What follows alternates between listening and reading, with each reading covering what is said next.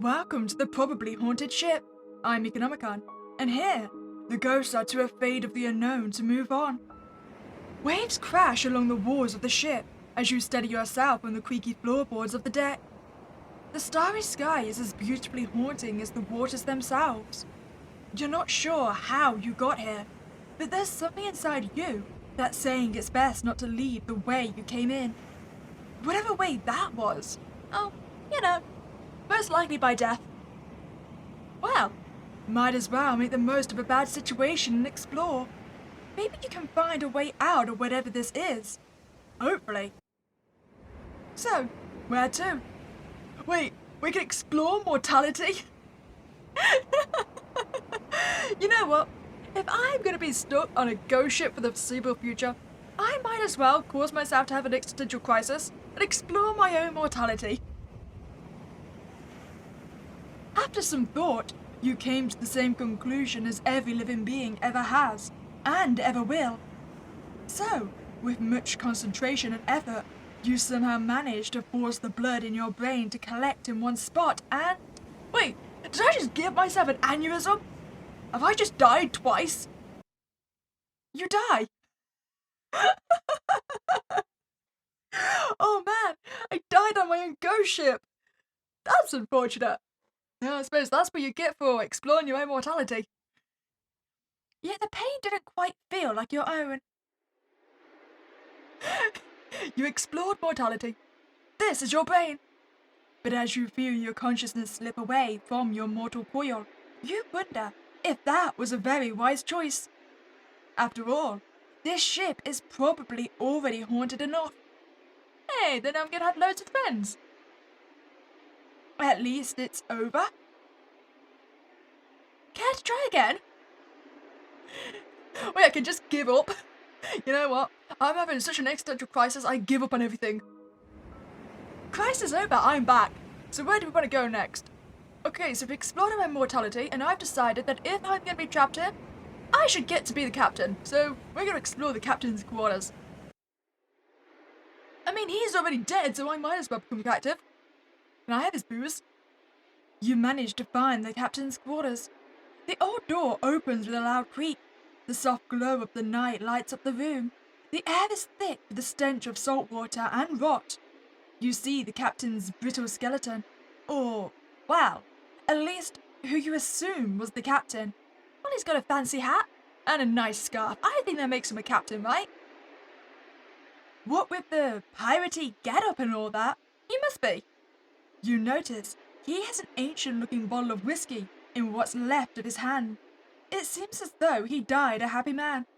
Looking around, you notice nothing else but dust, a window, and what appears to be a large chest sitting near the captain's body. The question is, what next? So, the way I see it, either we can steal the booze and get drunk, or we can steal the booze and die if it was poisoned, because that could be the way he died. Either way, I think we need to inspect the captain's booze. You're pretty sure he's dead, but man, if that whiskey doesn't look good. We shouldn't drink the whiskey. It's a bad idea to drink the whiskey. We're gonna drink the whiskey though. The whiskey is fairly old, maybe a bit too old. Can whiskey go off? So old in fact, that it moves like honey in the bottle as you tilt it back and forth. But whiskey is whiskey, so you give it a shot anyways. A sip turns into a goop as the sour bitterness melts into something more savory, something more addicting. When I inevitably die from this whiskey, I'm going to deserve it. You believe that this may be one of the best whiskeys you've ever had. No, it is the best whiskey you've ever had. There's also the last whiskey you've ever had. You feel a wonderful lightness as the world around you begins to dance. You can't help but dance too. Your skin begins to tingle as your body feels warmer. It's as if the gods are wrapping you in their loving embrace, pulling you closer and closer to their home. Your home. It's going to be your home now. You just need to step a little closer. You drank the captain's whiskey. You suffered the same fate as the captain by drinking the infamous whiskey. The unholy amounts of alcohol swimming through your blood and the stickiness of the whiskey choking you was what led to your untimely demise. Well, I was correct then. The whiskey did in fact kill the captain. Yet the pain didn't quite feel like your own. During all of this, you were subject to insane and vivid hallucinations of the gods while passed out on the floor of the captain's quarters. As time goes on, you slowly turn that the same bony structure as everything else on this dreaded ship. Well, at least the dust will reclaim you. Years go by, and the ship is somehow inhabited once again. Rumor has it that you and the captain were lovers that had once last drink before dying together. Well, I suppose that's, less sad than the truth. It would have been rather romantic, had it not been for the historical inaccuracy. Care to try again? Sure. Okay, so what if we just steal it instead of drinking it? Then we can go and sell it and someone else can die instead, right? Unless me stealing it awakens him. You take it and reach around to stash the captain's whiskey into your bag, but you find no bag. Where could your bag be? Did you forget to bring your bag? Did you ever have a bag in the first place? So many questions spin around and round rapidly in your head as you stand awkwardly in the middle of the room. You decide that this is too much to handle right now and move on. Oh, well, I guess I don't get to steal the whiskey. God damn you, bag. Okay, inspect the window instead. As you peer out the old window, you expect to see a beautiful view of the sea. What you're faced with, however, are inky green waters that wash over in the cold breeze of the starry night. The waves rock the ship gently, as if cradling it from the dangers of existence itself. You feel your head get busier the longer you stare at the endless ocean. There's a dreadful feeling in your gut that begs you to look away, but you can't seem to find the energy. Well, opening the window's a bad idea, right? I mean, if we're already at water level. Let's flood the room, why not? You open the window and immediately throw up outside. It turns out that the fuzziness and bad feelings in your gut were simply seasickness. You feel much better now. Oh, so what would happen if I didn't open that window? I'd probably puke all over it. I'd do it again.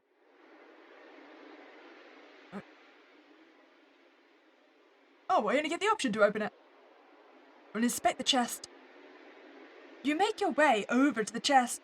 It's rather large, making you ever more curious to the possible treasures inside. I reckon there's a corpse inside. But alas, the chest is locked. I don't have a key. Why don't we just hit the chest angrily? Ouch!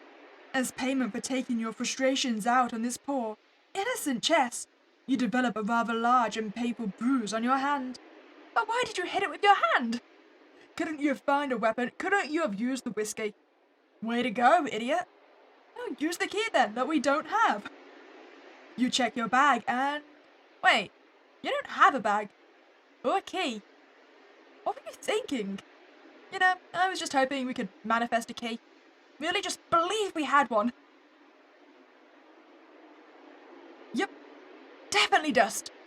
It's got all the properties of dust, such as its dustiness and its tendency to get everywhere because of dust-free range qualities. It's gotta be grade A dust, if you do say so yourself. I want to name the dust. What do you name the dust? I feel like Dustin is too realistic. I don't like it. I need something better. Oh, Dusto is nice. What about Dustothy? Oh, it needs to be Dustothy. So, now you've named the dust. You've cared for it and made it your own. A truly inseparable bond. Now all I've got to do is pack it into a dust bunny, and then I can take it with me. The dust is almost like your child now. Good luck parting with it. I can go back. How about we explore the helm? You step up to the helm of the ship. All that's really there is the ship's wheel, and the haunting view of the sea. Inspect the wheel.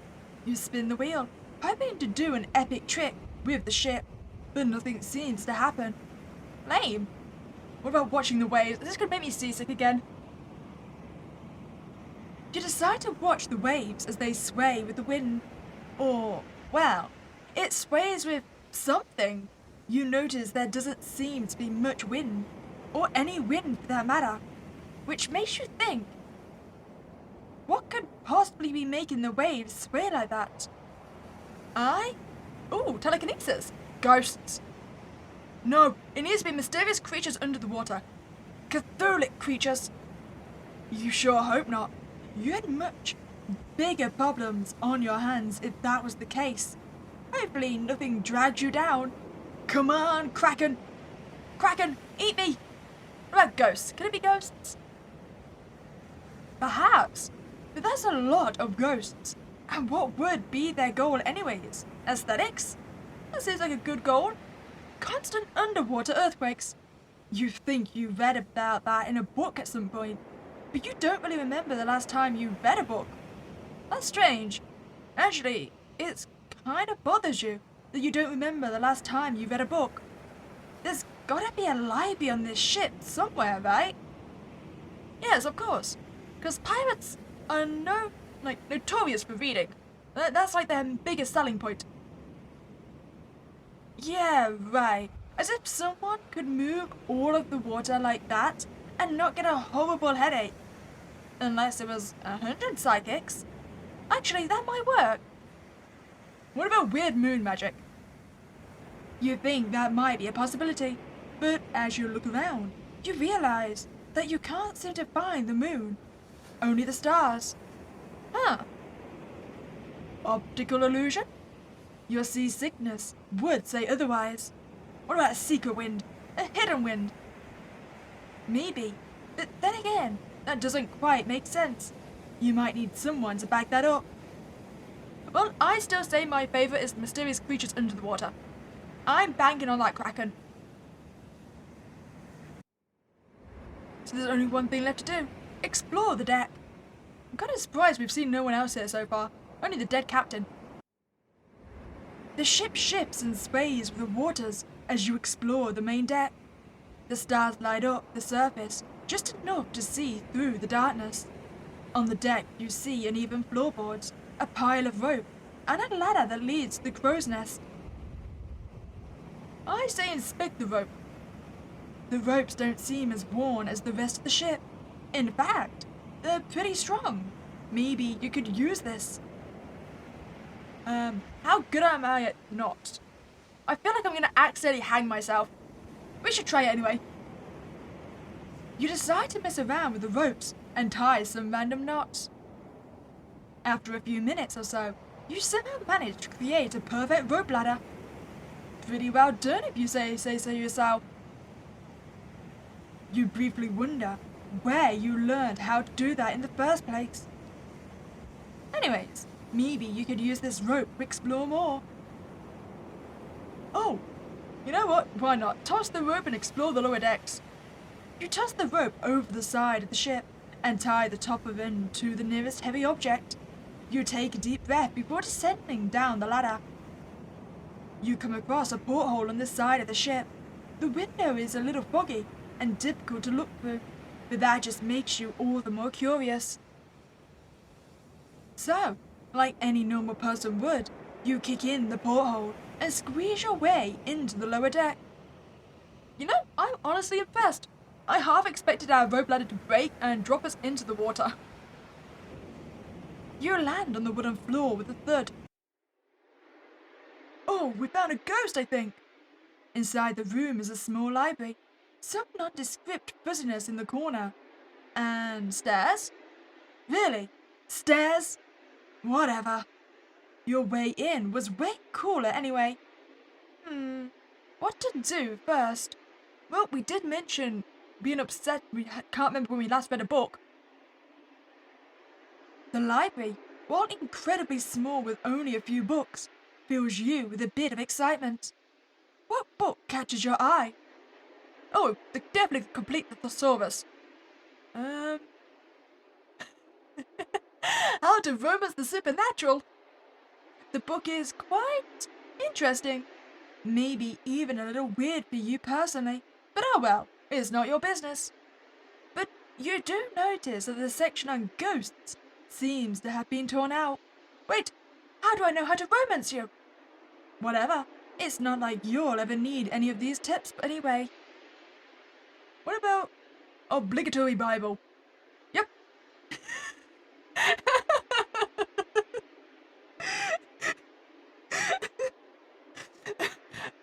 Okay. Yep, there is in fact an obligatory Bible. That's all we need to say about that. How about a times reader?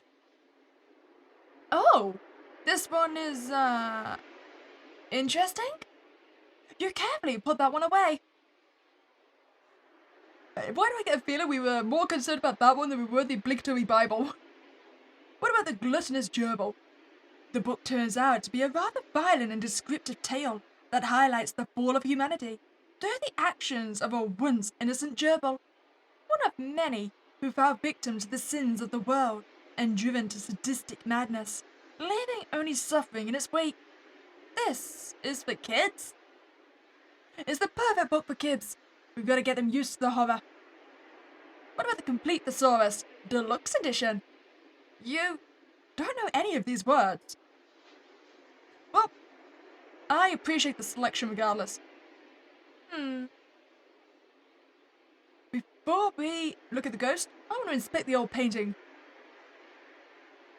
The floorboards creak as you make your way over to the painting. As you observed earlier, it's fairly old, though you can't quite make out what it's supposed to be depicting. We can lick the painting? Do I want to lick the painting? I mean, I can't imagine it's going to taste very good. You know what? You've given me the option, we're going to need to do it. Lick the painting. It tastes like a painting. Do you lick many paintings? Oh, I have to keep licking it. Yeah, it tastes like a painting. Yeah, it still tastes like a painting. Could you not?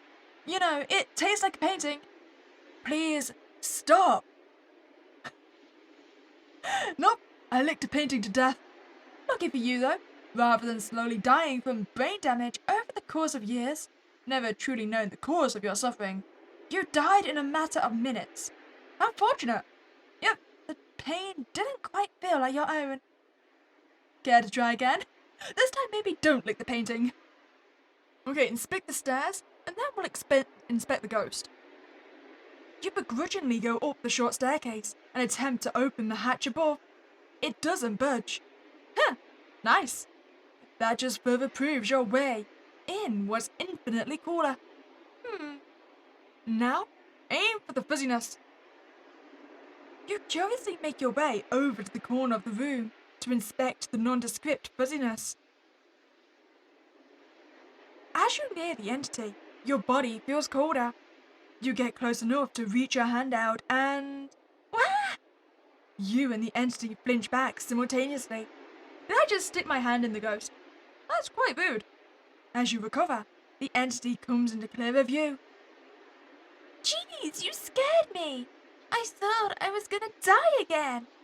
What are you doing here? I thought no one was left.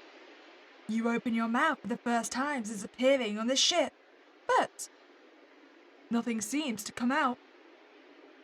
How did you get here? Oh, so you don't talk much, huh? That's okay. Well, you should probably get going then. It's not very interesting here. This whole ship is a kind of a messed up place. Oh, right. You can't leave yet, can you? Well, I'm in the same boat. Get it? Okay. Never mind. That was a really bad joke. You can leave now. I've embarrassed myself enough. Oh, I forgive you for your awful pun. You don't have to stay, you know. You can just keep exploring and let me spiral into self-doubt over a small social mistake that you probably already forgot about. Nope, I remember everything. You tell me we're in the same boat. I won't forget it. So, yeah. Hmm? Well, you're still here. So that's the thing. Let me know if I'm crossing a line here, but did you want to be friends? Maybe? I'm not great with social cues, but I have a weird feeling that you do want to be friends. Nod yes. Oh my gosh, that's really cool. Thank you. I haven't had a friend in centuries. Well, other than that weird unnamed voice I hear sometimes. But that might just be the creeping insanity. For the first time, you feel strangely warm. It's nice. Oh, I should probably tell you my name. I'm Cass. It's short for, something. I don't remember. Anyways, can I ask for your name? If you're comfortable with that, of course.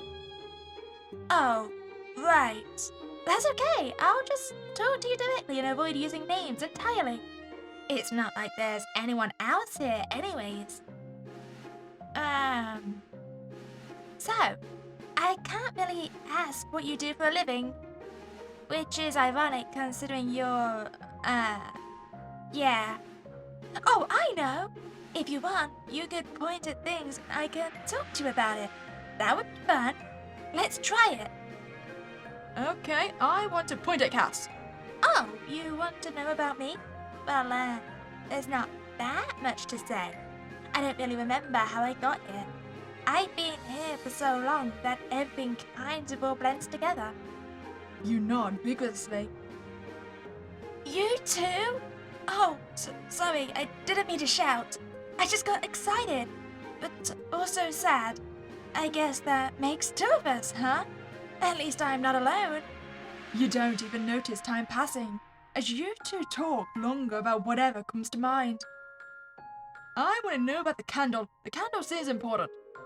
Oh, the candle. The candle is really interesting, actually. I don't remember it ever being unlit. It's just always been like that. Weird, huh? Well, I guess if this is the ferry of the damned, that does make sense. I mean, it's trying to light the path, right? I like to think of it as the true heart of the ship. Delicate, warm, and always unwavering.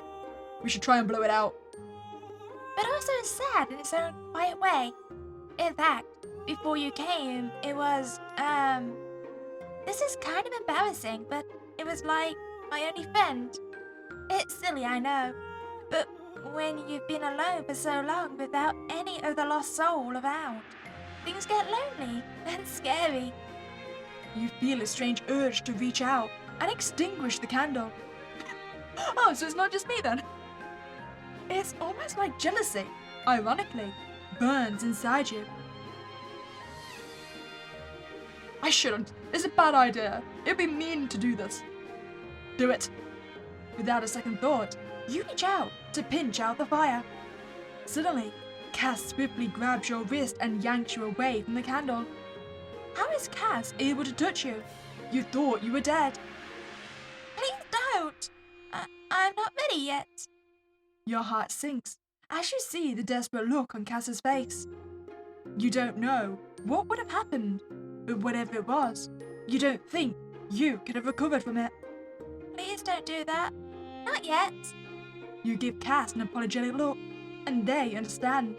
Oh, I feel bad now. So wait, if that candle goes out, do you disappear? Well, that could have ended badly.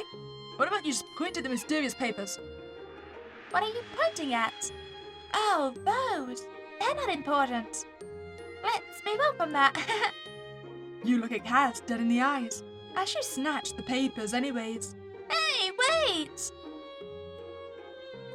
Ghost romance! Oh, there's the missing pages.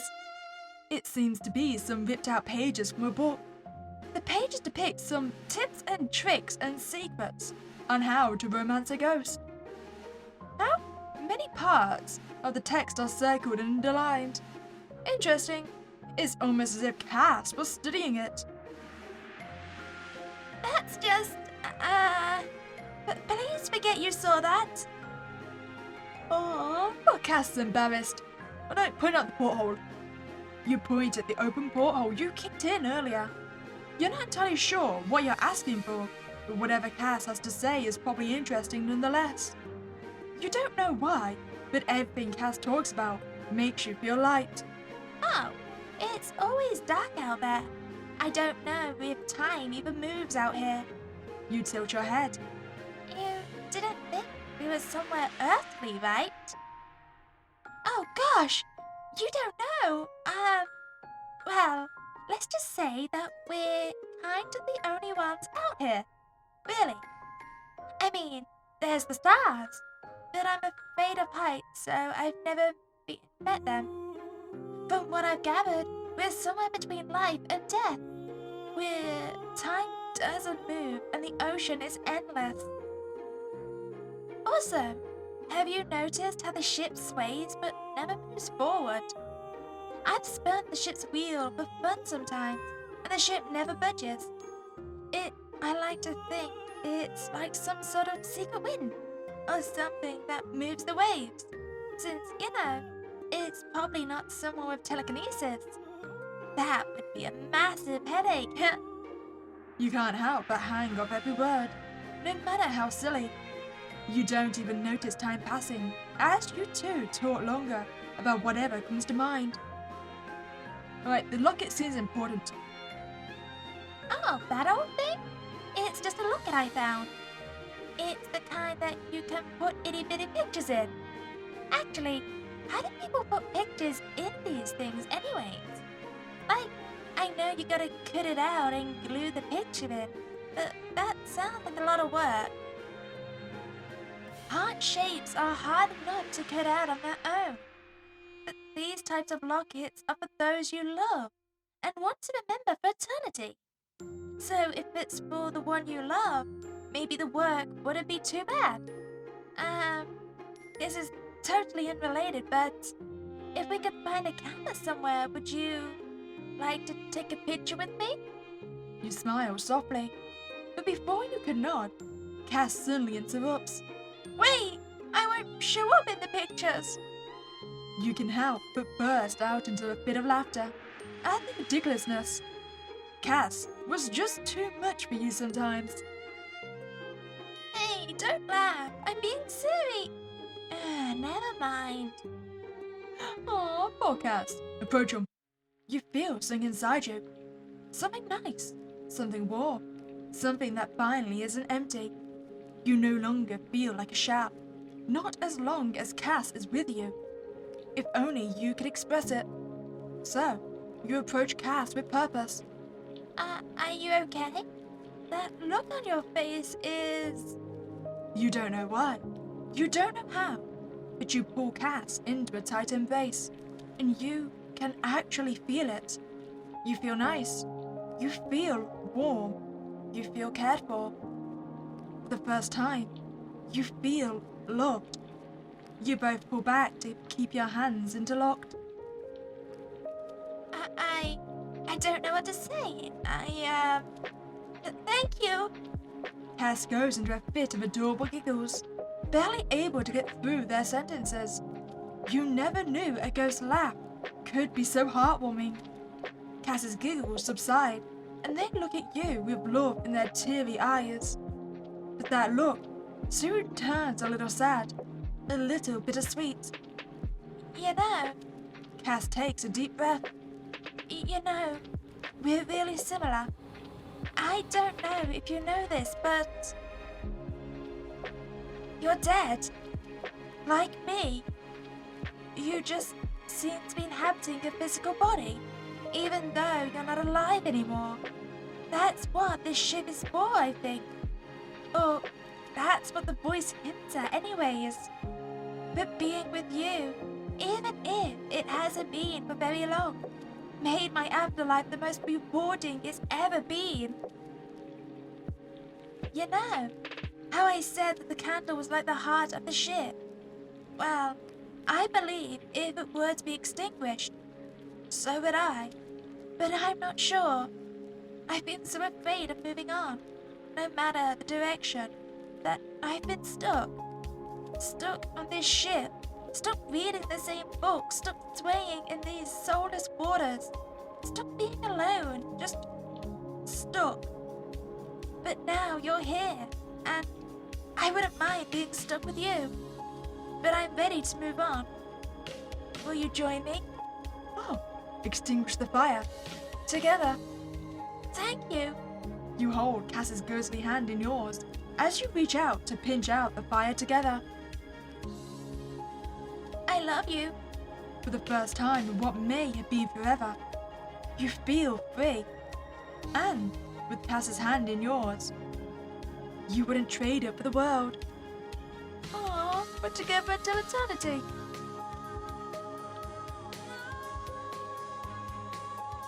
Well, that got a whole lot more wholesome. Before we rest our souls, we got a couple more actions to explore, so inspect the floorboards. A particularly squeaky floorboard catches your attention. It takes a moment, but you manage to pry it open with your bare hands. Pushing against the rotting wood puts great strain on your hand, yet the pain didn't quite feel like your own. Inside the floorboards is a golden key. A key to what? Who knows? You'll figure it out. Probably. It feels oddly light in your fingers. Oh, hell yeah! Okay, now go to the captain's quarters. Inspect the chest. So we now have the... Oh, I didn't mean to do that. So we now have the key, right? Luckily, you had a key on you. How convenient. The lock of the rather large chest opens with a soft click.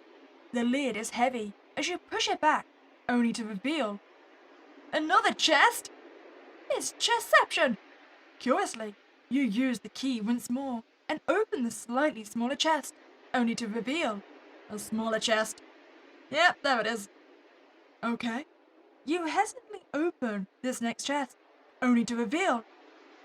This is getting ridiculous. You unlock the tiniest chest by far and fling it open in frustration, only to reveal... a void. You hear the distant sound of whispering coming from inside. You can't help but be curious. You're pretty sure you can fit your hand inside. It's a bad idea, so we're gonna do it. Reach inside. You reach inside the chest and feel the faint coldness of something brushing against your palm. But before you can retract your hand, something grabs you and pulls you through the tight opening. You plummet into deep, murky waters. You flail in desperation. Your lungs are wrung tight from the lack of air as your heart pounds hard. The pain is unimaginable, yet the pain didn't quite feel like your own. Is this the end? Is this how it was meant to be? Maybe it's what you've deserved all along. After all, you don't even know who you are, let alone how you came across that horrid ship in the first place. Maybe, just maybe, this was your punishment. Punishment for idiocy, punishment for weakness, punishment for a crime that you feigned ignorance for long enough that you eventually believed your own lies. But even so, you're still too scared to die, aren't you? You hear a voice, loud and unfiltered, coming from above the waves. You assume that this punishment fits the crime. You assume that it's meant to be. Yet you still desire to live. Why is that? I don't know. No matter. To answer such a question in your state would be a death sentence. Not that it really matters anymore. Just know, this was never a punishment in the first place. Nor was it ever meant to be one. You never betrayed the world. The world betrayed you. But through all of this never-ending cycle of tribulation, you managed to remain yourself. Even if it wasn't exactly in your true form. A lost soul is still a soul, even in death. The shackles that bind you to these waters are your own. Only you can rid yourself of them. It's not easy, but it's possible. I've been talking for far too long. My apologies. What I've been meaning to ask is, Are you willing to move on? Wait, if we move on, do we just leave Cass behind? If I say no, do I drown? Just say no. You managed to choke out your answer. You hope it wasn't the wrong one. Ah, it's okay. Not everyone is ready at first. Some will never be. You may come back if you change your mind. Your lungs ache. They ache with the pain that isn't your own. They ache before you're scorched, hot like fire in contrast to the freezing water. Your breath is what only those who have lost all hope consume. Your vision fades as your body sinks, weighed down by the shackles you created. But you have a feeling this isn't the end. But it's never the end, is it? You can do it. I know you can. Goodbye for now. So the answer is yes, you do in fact drown if you say no. Okay, I'm ready to move on. Sorry, Cass. You managed to choke out your answer. You hope it was the right one. While it may not be over yet, you have just taken the first step to a more hopeful journey. The work will be harsh, but you will never regret it. I'm proud of you. We found the hopeful abyss. Now, we're on to our last exploration. We gotta climb the ladder. The rickety rungs, which are what the steps of a ladder are called, by the way, creak with your weight as you climb the ladder. Why does it look like I'm climbing up to the stars? Up and up, and up and up, and up and up and up. You're starting to get a little tired. Yeesh, this is a long climb. Ouch! You get a splinter in your palm from a particular unkempt rung. That sucks. Yet the pain doesn't quite feel like your own. You've been climbing for God knows how long now. 30 minutes? Perhaps an hour. Your body feels weak with every step. You don't know if you can make it at this rate. I'm gonna fall and die, aren't I? Finally, you see a light of hope. The glow of the stars illuminates the crow's nest as you inch closer. As you sit at the top, you gaze over the dark waters. For the first time, you feel calm. You feel serene. You feel like you're not alone. Look up. You hesitantly look at the sky. The stars are beautiful as always, but they also seem closer than before. The stars call for you. They long for you, and you long back. A star slowly eases down from the sky and hovers mere inches from you. It takes you a moment to realize this isn't a star at all. None of them are. We have been waiting for your arrival. We hope the climb was not too arduous. Delicate mortal forms like yours were not built for stress like that, but we understand. That is why your pain has never felt like your own. After all, wisps can only go so far on their own. Sometimes one needs the help of a vessel. So please, shed your false skin and join us. Join your true family in the vastness of space. Oh, that explains why I was depicted as a wisp in our endings, right? May we be together. May we be eternal. May we be the constellations humanity relies on. May we be one with the stars. I guess I'll have to join you. I'm one with the wisps. We have missed you. May our kinship be the envy of the cosmos. Finally, you may rest your soul after reading these credits. I still feel bad though. I mean, in two of those endings, we leave and abandon Cass to their fate to remain on this ship for basically eternity. Sorry, Cass. Well, I hope you enjoyed your time here. If you did, please remember to like this video and subscribe to the channel. Other than that, it was a spooky day. Catch you next time, guys.